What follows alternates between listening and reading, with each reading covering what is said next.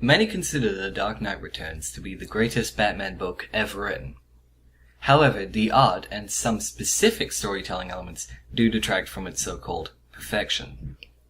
The book follows a 55-year-old Bruce Wayne who decides he must once again become Batman after 10 years of retirement, and shows him going up against villains both new and old.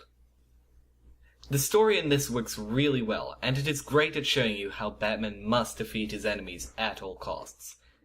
One of the best parts about this book is that you can see what Batman is thinking. Usually while fighting, it provides a glimpse into what it is really like to be Batman.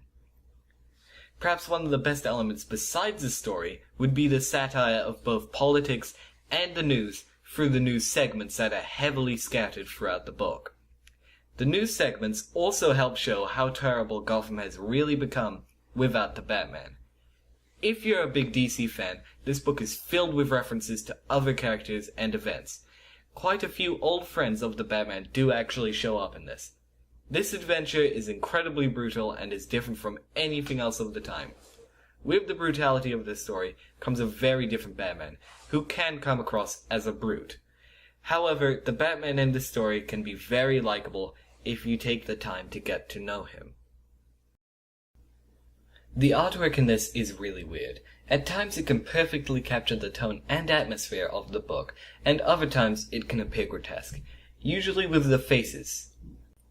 The artwork in this definitely detracts from the overall story. Another problem with the storytelling is the 16-panel layout on most of the pages, which does ruin pacing by having to add in unnecessary panels that can confuse the reader. If you've never read a comic before or you don't know much about the DC universe, this does have some references and characters that you may not recognize, but that does not get in the way of the book. This was my first comic, and this is what got me into comics in general. So I would give this book an 8 out of 10, because we all know what the real greatest Batman book of all time is. The Batman and Jay-Z crossover.